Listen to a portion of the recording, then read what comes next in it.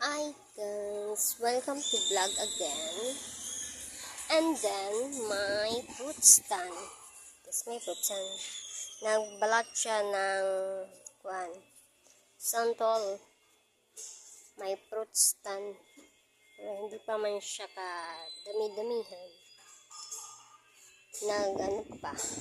Parang nagsisimula lang sa maliit na negosyo. Ganda nun lang din. Yan, may saging na luto na, juice, santol, saka ulam. Nag-ulam po kami. Or ano lang ba?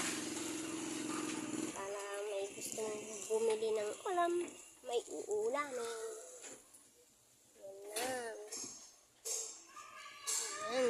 Ito yung tindahan ko Rent ko nito. Nagre-rent ako dito. This is, nagre-rent lang ako. Ayan. May per chicken, paksiw, tortang, talong, at saka adobong kangkong. Ayan. Ayan. Hello. May prutasan.